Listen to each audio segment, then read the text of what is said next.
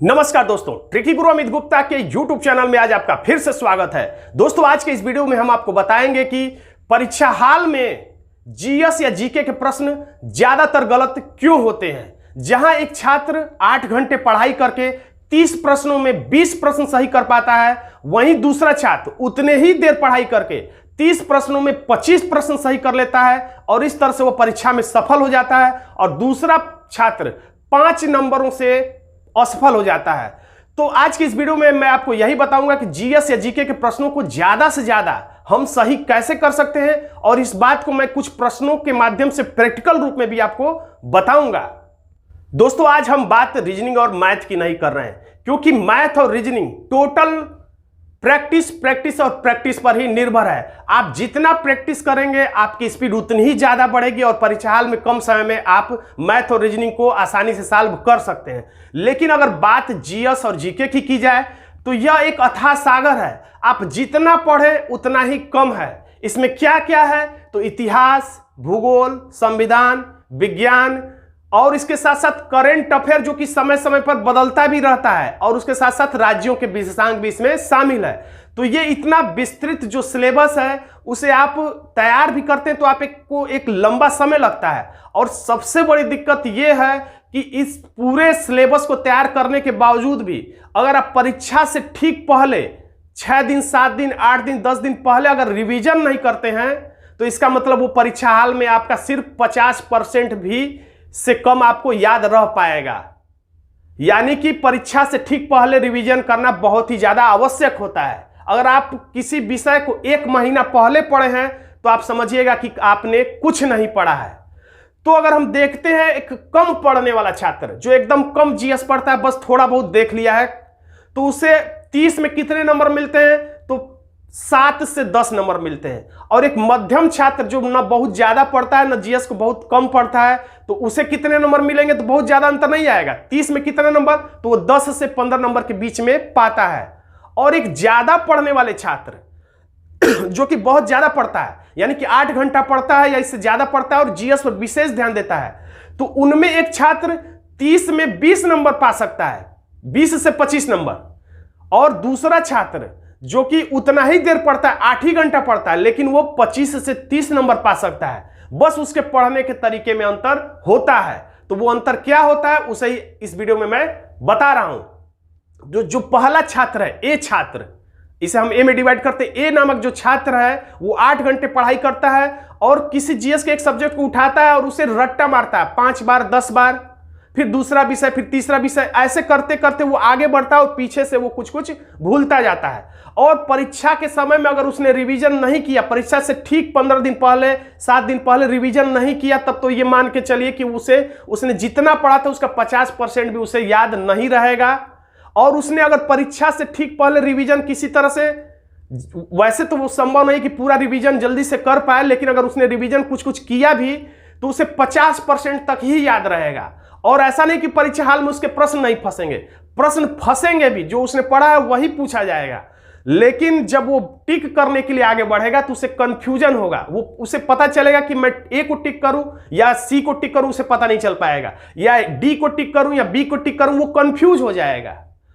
अधिक से अधिक 20, 25, 22 नंबर ही उसे मिल पाते हैं। वहीं दूसरा छात्र जो एक विशेष ट्रिक से सभी प्रश्नों को रटता है, यानी कि प्रश्न का उत्तर के साथ कुछ जुड़ाव करता है ट्रिकी तरीके से। यह ट्रिक जरूर नहीं कि बहुत लंबे लंबे कविता और पंक्तियों में हो, यह कुछ भी हो सकता है। अगर वो ट्रिकी तरीके से याद करता है तो वो उन चीजों को लंबे समय तक याद रख सकता है और परीक्षा से ठीक पहले उसे रिवीजन करने में भी आसानी होती है। और ऐसा छात्र आसानी से कम 25, 24, 22 इतने नंबर तो वो आसानी से प्राप्त कर लेता है। और सफलता असफलता में चूंकि 2 ही 4 नंबर का अंतर होता है, इन्हीं 2-4 नंबरों से एक छात्र सफल हो जाता है, यही 2-4 नंबर कम पाने से एक छात्र असफल हो जाता है। तो अब हम जानेंगे कि जीएस या जीके की तैयारी किस तरीके से की जाए कि हम परीक्षा हाल में ज्यादा से ज्यादा प्रश्नों को सही कर पाएं और हम सिलेक्शन ले सकें। तो सबसे जरूरी और महत्वपूर्ण बात यह है कि आप 10 किताबों को एक बार न पढ़ करके एक किताब को ही 10 बार पढ़ें। दूसरी बात, वो किताब कैसी होनी चाहिए तो वो जो भी किताब आप चुने, जो भी पुस्तक आप चुने, वो अच्छी पुस्तक होनी चाहिए। अच्छी पुस्तक का मतलब उसमें त्रुटियां कम हो और उस पुस्तक में परीक्षा उपयोगी तथ्य पर्याप्त मात्रा में मौजूद हो। ऐसी किताबों से ही अध्ययन करना आपके लिए अच्छा होगा। और तीसरी बात यह कि आप उस पुस्तक से जब तथ्यों को रटें तो उन्हें ट्रिकी अप्रोच से रटें, यानी प्रश्न का जो तथ्य है उत्तर के तथ्य से जुड़ाव बनाइए। और इस तरह के ट्रिकी वीडियो आपको YouTube पर कई मिल जाएंगे और आप चाहें तो ऐसे ट्रिक खुद से बनाइए, क्योंकि खुद का बनाया हुआ ट्रिक टेढ़ा मेढ़ा जैसा भी होगा आपको लंबे समय तक याद रहेगा। और बना रहे हैं ये ट्रिक आप किताब में ऊपर नीचे थोड़ा सा उसी के अगल बगल लिखते जाइए। आप इस बात की चिंता मत करिए कि आपकी पुस्तक गंदी हो रही है या अच्छी नहीं लग रही है। जब आपको नौकरी मिल जाएगी तो इन सब बातों का कोई भी महत्व नहीं रह जाएगा कि आपकी पुस्तक कितनी गंदी है या कितनी अच्छी है। इसलिए ये मैं कह रहा हूं ताकि आप जब परीक्षा नजदीक आए तो हो सकता है कुछ ट्रिक भूल जाते हैं, तो आपको फिर से नया ट्रिक बनाने में बहुत ही समय लग जाएगा। और अगर आप उस पर लिखे रहेंगे तो तुरंत देखकर आप समझ जाएंगे और आपको पुरानी बातें याद आ जाएंगी और आपको उसका रिवीजन करने में बहुत ही कम समय लगेगा। और जो एक सामान्य छात्र केवल जो रट्टा मारकर रटता है और उससे परीक्षा में सिर्फ 50% प्रश्न ही याद रहते हैं, लेकिन आप ट्रिकी तरीके से याद रखेंगे तो थोड़ा ही सा अंतर आएगा, बहुत ज्यादा अंतर नहीं आएगा, लेकिन आप 70 से 80% तक प्रश्नों को याद रख पाएंगे। और जब प्रश्न आपका पढ़ा हुआ परीक्षा में आएगा तो आप कंफ्यूज बिल्कुल नहीं होंगे, आप डायरेक्ट समझेंगे कि इस प्रश्न का उत्तर सी तो सी ही है। ऐसा आपके साथ नहीं होगा कि बी को टिक करें कि सी को टिक करें। कुछ छात्र ऐसे भी होते हैं, आप वो सोचेंगे कि बी को टिक करें कि सी को टिक करें और उनका पढ़ा हुआ प्रश्न है, और लास्ट में आते आते वो ना तो बी को टिक करते ना सी को, लास्ट में डी को टिक कर देते हैं। तो आपके साथ ऐसी कंफ्यूजन की स्थिति नहीं आएगी। तो आप ऐसे ट्रिकी तरीके से याद करिए और परीक्षा से ठीक 7 दिन 8 दिन 10 दिन पहले सभी प्रश्नों को जल्दी जल्दी दोहरा लीजिए, क्योंकि आपने ट्रिकी तरीके से याद किया है तो आपको दोहराने में भी कम समय लगेगा और आप आसानी से परीक्षा हाल में अपने नंबरों को बढ़ा सकते हैं। हम कुछ प्रैक्टिकल उदाहरणों के माध्यम से समझते हैं कि हम जीएस या जीके के तथ्यों को ट्रिकी तरीके से कैसे याद रख सकते हैं। तो देखिए इसमें स्क्रीन पर ये पहला प्रश्न इसमें लिखा हुआ है, हड्डी से निर्मित आभूषण भारत में मध्य पाषाण काल के संदर्भ में प्राप्त हुए हैं, यानी हड्डी के आभूषण कहां से प्राप्त हुए हैं। तो ये प्रश्न ऐसे है कि कंफ्यूजन जरूर होता है। आप जिस समय इस प्रश्न को पढ़ रहे होंगे तो उस समय घर पे आपको ऐसा लगता है कि मैंने तो पढ़ लिया और मैंने उत्तर देख लिया, अब मुझे याद है। लेकिन आपको एक ही प्रश्न नहीं पढ़ना है, ऐसे ही मिलते जुलते सैकड़ों हजारों प्रश्न पढ़ने हैं और उत्तर भी आज नहीं देना है, महीना 2 महीना 6 महीना बाद देना है। और वो भी परीक्षा में जब आएगा तो कौन सा प्रश्न आएगा ये भी हमें नहीं पता है। तो जब परीक्षा हाल में बैठेंगे तो कंफ्यूजन निश्चित होगा, और जब कंफ्यूज आप होंगे तो याद रखिए प्रश्न गलत ही होगा। कुछ लोग ये सोचते हैं कि मैंने पढ़ लिया, अब जब विकल्प आएगा तो मुझे याद आ जाएगा, ज्यादा अच्छी तरह से पढ़ने की जरूरत नहीं है। लेकिन जो लोग ये सोच के याद करते हैं कि मैं जब 4 विकल्प आएगा तो मुझे याद आ जाएगा, तो उन्हें कभी भी याद नहीं आएगा। उन्हें बस इसी तरीके से याद आएगा कि बी है कि सी है, और ऐसे हालत में आंसर डी निकलता है, यानी कुल मिला के आंसर गलत होने की 90% चांस बन जाते हैं। तो इन्हें ट्रिकी तरीके से देखिए कैसे याद कर सकते हैं। तो इसमें आंसर सही कौन सा है, तो इसमें आंसर बी सही है, महदाह। तो हड्डी के उपकरण कहां से प्राप्त हुए हैं, चाहे आभूषण कहां से प्राप्त हुए हैं, तो हड्डी शब्द को जोड़ना है किससे, महदाह। तो कुछ भी आप अपने से ट्रिक बनाने की कोशिश करिए, आपको ज्यादा अच्छी तरीके से याद रहेगा। तो मैं कोड बनाया हूं महदाह। तो मैं ज्यादातर ट्रिक जो बनाता हूं 2 अक्षरों से ही शुरुआत की बनाने की कोशिश करता हूं, ताकि मुझे परीक्षा में ज्यादा कविता पंक्ति पढ़ने की जरूरत ना पड़े। तो महदाह यानी कि दही को महना, लस्सी बनाने के लिए दही को महना, महदाह।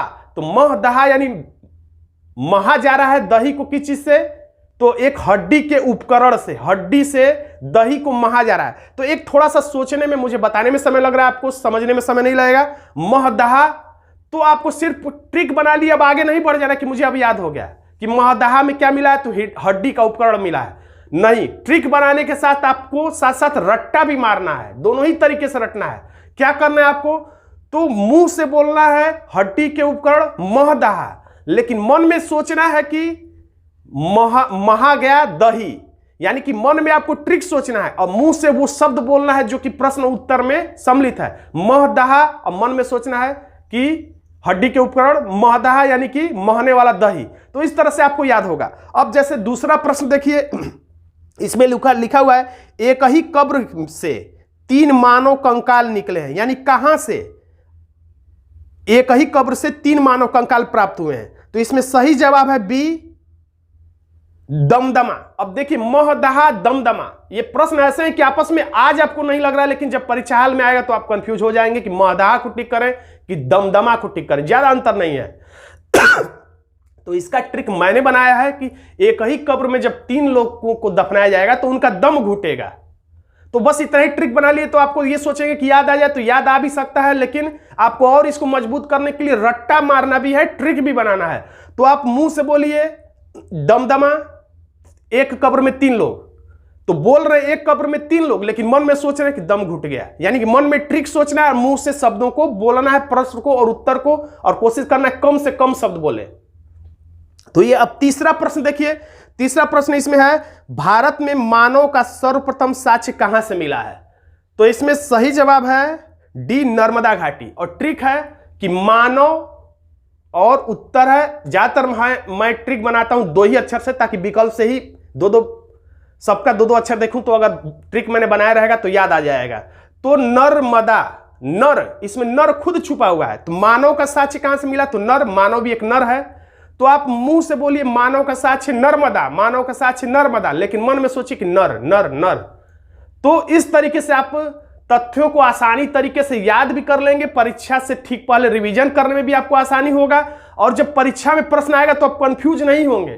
तुरंत प्रश्न आएगा और विकल्प को जब देखेंगे तो तुरंत आपको आंसर टिक हो जाएगा बिना कंफ्यूजन के। और इस तरह से 4-5 आंसर भी आपके अगर बढ़ जाते हैं तो यही 4-5 प्रश्न आपको परीक्षा में सफलता दिलाने में महत्वपूर्ण स्थान इनका रहता है। तो दोस्तों आज का ये छोटा सा वीडियो आपको कैसा लगा कमेंट बॉक्स में जरूर लिखिएगा। वीडियो अच्छा लगा तो वीडियो को लाइक कर दीजिएगा, इसे अपने दोस्तों में शेयर कर दीजिएगा, और आपने मेरे चैनल को सब्सक्राइब नहीं किया तो सब्सक्राइब भी कर लीजिएगा, क्योंकि ऐसे ही मैं वीडियो समय समय पर लाता रहता हूं। धन्यवाद दोस्तों।